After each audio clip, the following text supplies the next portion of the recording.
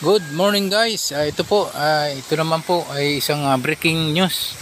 Ito po ay si Colonel Grijaldo po ay pinatawag muli ng Quadcom. At ito ay talagang ginisa po ng gusto ng mga taga-Quadcom, congressman. Ito ay pinangunahan niya ito ni itong si Congressman Barbers. Natandaan niyo po itong si Colonel Grijaldo ay pinatawag doon sa Senate hearing at nagkaroon nga ito ng kohersyon between Dan Fernandez at Congressman Abante. At ito po ay pinatawag nga muli ng Quadcom itong si Colonel Grijaldo. Natandaan po natin na ito ay galing pala sa ospital, ito ay bagong opera. Ngayon po ay talagang ginisa ng husto doon po sa Quadcom hearing. At ito ay kawaawang nung walang makuhang impormasyon. Ito po ay kinuntim po ni Congressman Akop. Ito ngayon ay nakakulong po ngayon sa Quadcom itong si Colonel Grijaldo. Ito ay bago pa naman ang opera, kalalabas lang sa ospital. Walang hawa talaga itong Quadcom nito. Pansinin nyo po mga kabayan, ito po yung ginagawa ng Quadcom ngayon kay Colonel Grijaldo. Colonel, nag-imbento ka ng kwento. And then you speak about honor. And then you speak about the gospel of that was given to you by a priest. Talking about honor. And which, alam mo ba kung bakit mayroong honor? Pag hindi ka sinungaling, may honor ka. As simple as that. You're a police officer, you should have,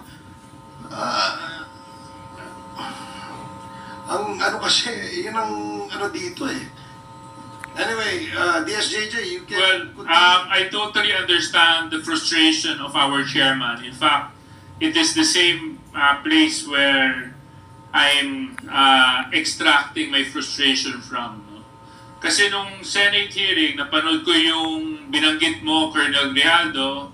At ako naman, hindi naman araw-araw, na tuwing magkakaroon ng Quadcom hearing, nandito ako. I make it a point to even come early. So, Colonel Grijaldo, you mentioned in your affidavit and even in the Senate hearing that you were coerced. Sa first set of... Police colonel ka, investigador ka dati. You know the basic rudiments of investigation. Alam mo dapat kung kailan i-invoke yung right against self-incrimination. Di po ba? Kasi nagko-conduct ka ng investigation eh. Now, may I know your legal basis why you're invoking your right against self-incrimination?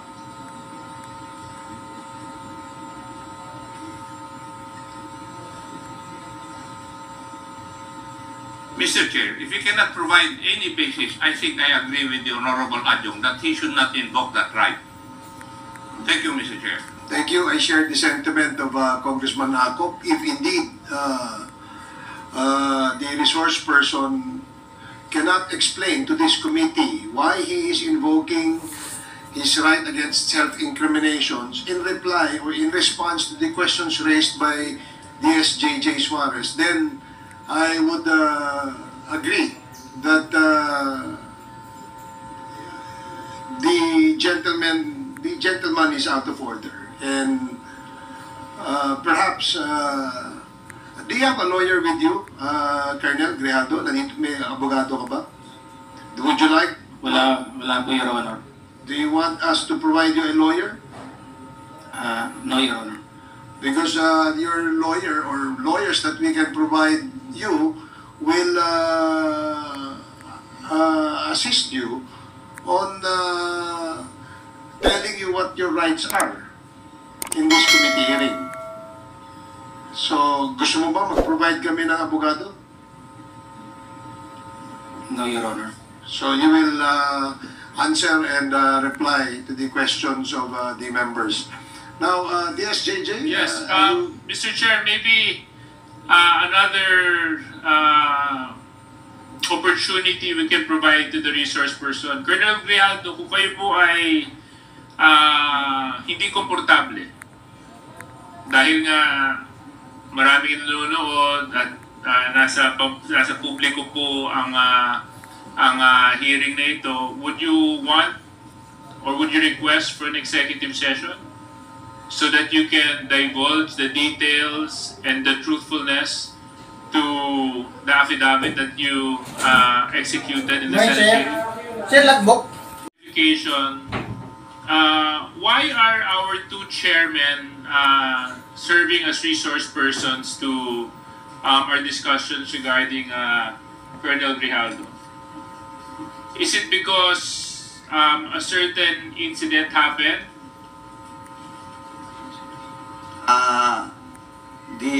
Both Chairman Abante and Chairman Dan Fernandez voluntarily volunteers to be a resource person with regards to the incident that happens allegedly as a To tell truth, but nothing but the truth. So help me God. Correct. Sinabi niyo po doon na hindi po kayo magsisinungaling at pawang katotohanan lamang po ang ibabahagi po ninyo doon sa hearing. Yes, Your Honor. Naalala niyo po ba ang sinumpaang salaysay na binasa ninyo doon sa hearing na yon? Yes, Your Honor. I will stand by with my statement in the Senate under oath, Your Honor. And I would like to invoke my right for self-incrimination, Your Honor. Okay. Although that right is not absolute, Colonel Grijaldo, insofar as those statements were said under oath and minutes of the Senate are public documents. In fact, ang dami pong nakapanood doon. So, we will take your statement as what it is. Yes, Your Honor. Okay. Ngayon, ang nakakabahala po doon sa bahagi po ninyo, Colonel Grijaldo, ay naibahagi po ninyo doon sa statement ninyo na meron pong 2 miyembro ng mababang kapulungan ay di umano ay inudyok ka, kinausap ka, at para bang tinatakot ka na magsabi ng mga bagay tungkol sa issue ng EJK sa Pilipinas. Tama po ba yun? Your Honor, I would like to stand by my statement in the Senate under oath, Your Honor, and I would like to invoke my right for self-incrimination, Your Honor. Okay, but you have already stated your statement. So, Comsec, meron po ba tayong kopya ng affidavit ni Colonel Grijaldo? Your Honor, I apologize, we have not secured a copy of... But I think the very resourceful Chairman Akop will allow me to...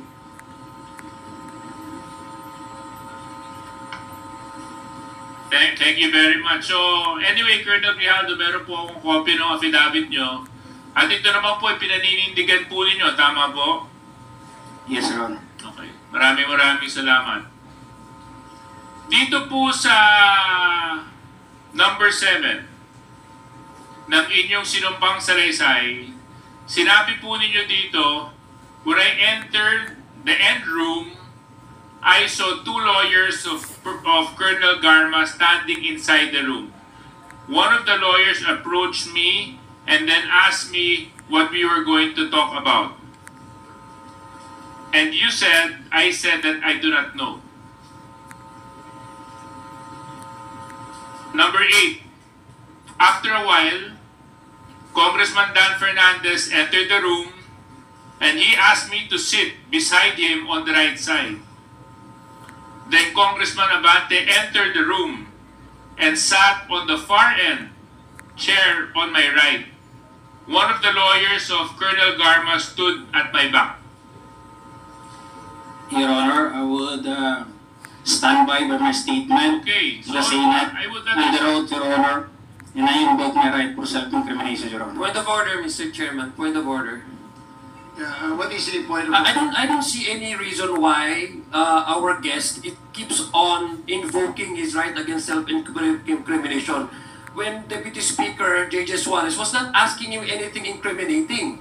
He was just merely reading a portion of his affidavit. So I don't like, Mr. Chair, that this committee, that our resource person may impress upon the public that we are here to corner him and to incriminate him. Please, tatigilan mo yan. Hindi naman, Mr. Chair, it's not right to invoking self-incrimination when in fact DSJJ is not asking you any questions but merely reading his affidavit. Baka naman ang message na pinapakita, Mr. Chairman, sa publiko, inagulo natin siya dito. I'm sorry, Mr. Chair, but I have to manifest this. I think his invitation to the Senate was to discuss about EJK and illegal drugs. And nowhere in his affidavit did he mention anything about illegal drugs and EJK. He did not share any inputs or his knowledge on illegal drugs. His participation in that Senate inquiry was merely to besmirch the reputation of some of the chairmen here. And as a result, attempting to degrade the integrity of the Quadcom. So please, I hate to admonish men in uniform. I have the highest respect for our policemen. But please, Colonel Grijaldo, stop invoking your right against self-incrimination. Nobody's asking you any incriminating questions here. Mr. Chair. And Mr. Chairman, along the line of Congressman Adjong, I don't think it's incriminating because number one, sinumpang salaysay niya po ito eh. Pirmado niya po ito eh. So how can he incriminate himself when he actually signed this affidavit? And this is a public document, Mr. Chair. So, if our resource person is invoking this right to self-incrimination, I think that is out of order. Okay, I'd like to remind the resource person that the questions being asked of you are the statements you made in your affidavit. And the questions that DSJJ is asking is whether you confirm those statements that you stipulated in your affidavit. Dahil affidavit, pinirmahan mo yun, there's nothing incriminating dun sa tanong ni Congressman J.J. Suarez. So please, answer appropriately the questions being asked by the members. Congressman Ako? Mr. Chair, may we ask the resource person the basis why he is invoking his right against self-incrimination? Yeah, please answer. What is the basis of you invoking the right against self-incrimination?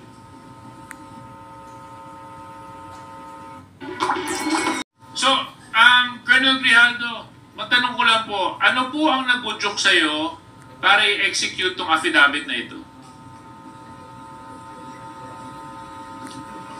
Yes, I have said, Your Honor, during my opening statement in the Senate, it was Tuesday. We have a hearing here on Tuesday, and we ended up on the Wednesday on the event of the Typhoon Christine. And as I have said, I go back to my home, and dinibdib ko po yung nangyari sa akin, Your Honor. And I never told this to my wife that time for 2 days. Until such time on the Friday, I was informed by the PIHAW that I'll be attending a Senate hearing. So, naisabi ko dun sa asawa ko, Your Honor. And nag-a-argue pa kami kasi ayaw niya. Ako kasi gusto ko na may sabi. And sabi ko, we have to go on a Sunday Mass, and we need wisdom for this para mabigyan din tayo ng lakas na loob para ma-resolve natin tayo kasi tayo nagkakaproblema. Hindi na rin kami nag-ano nun eh. So on the Sunday, it was on the gospel. Sabi ko, pakinggan natin kung ano man yung masabi ng gospel sa atin that day. And it was a great enlightenment and wisdom na binigay sa akin, Your Honor. The gospel said that it's not all about the crown, but it is about the cross. It's not about the honor, but it's about the sacrifice. It's not being the first, but being the last. It's not being the great, but being the servant. Sabi ko sa asawa ko, bakit naibigay sa atin to? We have to, and to sum up that, Your Honor, ang sinabi nung pare, sabi niya, it's not about the experience. Because yung experience kasi natin sa buhay, it may be good or bad. But it's all about the lesson learned that time, Your Honor. So I have that courage, and even my wife submitted to my decision. And on the next day, pumunta na po ako yun. Nandun po yun, nag-narrate, ginawa ko po yun, sinulat ko po yun. And it was on that mass that time, that it is a Sunday for the PDLs. It was a Sunday for PDLs. Sabi ng pare, we have to give doon sa mga brothers natin na nakukulong. Hindi ko nga akalain na I would be the one also to experience that nung sinabi ng pare. So, that's all, Your Honor. That is all that happened, Your Honor. Well, oftentimes we need experiences to encourage us and to push us to search for the truth. So I hope this hearing is one of those experiences for you, Colonel Grijaldo. Dahil ang layunin lang naman po natin dito ay hanapin gaano man kahirap ang katotohanan. Yun lang naman po ang hangarin natin. Wala nang Colonel Grijaldo. And if indeed enlightenment has happened to you when you executed this affidavit, and you mentioned that you stand by your affidavit, so let's test whether or not it is the truth, Colonel Grijaldo. Yes, Your Honor. Okay. As I have said, I will stand by. I am humbled by my experience, Your Honor. And I'm sure you're but Mr. Colonel Grijaldo, I will stand by with my statement. You have to understand one thing. You have to understand one thing lang po. My right One thing lang po. of self-incrimination, Your Honor. But you have to understand one thing, Colonel Grijaldo. Okay lang po yun kung para sa'yo. Ang problema ang dami mong dinamay eh. Kung para sa'yo lang yun, hindi sana natin gagawing issue to eh. Ngunit ang idinamay mo dito ay mga taong walang kinalaman o mga inosente. Eh, paano naman po sila? Paano naman po yung mga karapatan nila? Paano naman po yung boses nila? Paano naman yung katotohanan nila? Hindi pa po natin sila pahahalagahan? Dahil pangahawakan lang natin yung sinabi mong enlightenment mo? But they have their own rights too, Colonel Grijaldo. So, Colonel Grijaldo, siguro huwag na tayong paligoy-ligoy pa. With the permission of Mr. Chairman, Colonel Grijaldo, you made some serious accusations here. In fact, so serious that it was even carried by our media news for almost a week, 2 weeks. And because of your accusations, you've tarnished the very reputation and integrity of the committee and the House of Representatives. Things that I will not allow dahil ito pong posisyon na inuupuan namin Ito po ay posisyon ng tiwala na ipinagkaloob sa amin ng tao nagtitiwala sa amin. At kailanman hindi ako papayag na may mga tao na magdudungis at magtatapon ng kasinungalingan para sirain ang integridad ng trabaho ng House of Representatives at syempre ng komitibang ito. So Colonel Grijaldo, sinabi mo po dito sa inyong sinumpang salaysay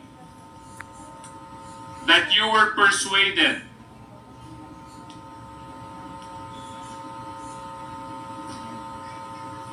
Your Honor, and you said,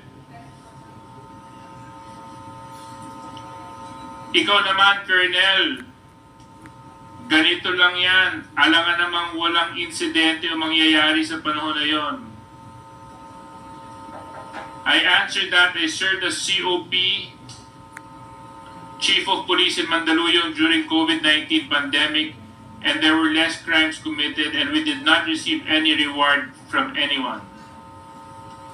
I added that we only received funds as additional MOE support fund for the Peace and Order Fund of the LGU. But dito po sa earlier part, sinabi mo that you're persuaded. Is this true, Colonel Grijaldo? Your Honor, I will stand by my statement in the Senate under oath, Your Honor, and I would like to invoke my right for self-incrimination, Your Honor. That is out of order. Let it be of record that the statement made by this resource person is out of order. Please continue, Congressman Suarez. Number 17, sinabi nyo dito, I then respectfully told Congressman Dan Fernandez that anyone can debunk my statement if I confirm the testimony of Colonel Garma about DDS in 1999. Since I was not a member of the PNP at that time and I have no knowledge as to the reward system, additionally I said that the work of policemen are noble that requires great sacrifice even without reward or award. It is our moral obligation and a call of duty to serve our country and our people. If I may continue, Colonel Grijaldo. At sinabi mo, Congressman Dan asked me, Colonel Garma, anong masabi mo sa kanya tungkol kay Barayuga? I politely told him I cannot comment on the case when I respectfully answered him, Sir, mahirap yan.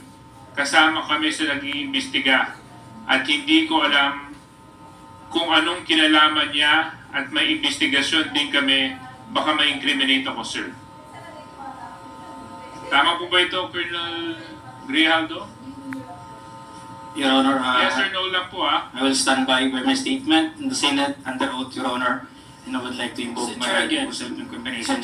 Again, the resource person is out of order. Let it be of record that he is continuously disrespecting this committee by refusing to answer appropriately to the questions propounded by the member.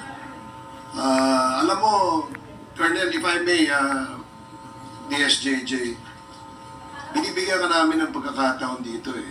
Nung nasa Senado ka, tapang-tapang mo eh. Bakit dito ayaw mo magtapang ka rito? Ipakita mo yung the same candor, the same tapang na pinakita mo doon. Di ba? Bakit hindi mo gawin yan dito ngayon? Nagtatago ka sa likod ng right against self-incrimination eh. Tinatanong sa'yo, relevant question. Matapang ka lang doon sa Senado kasi may kakampi ka. Dito ka magpakita ng tapang mo. Hindi yung nandun ka lang.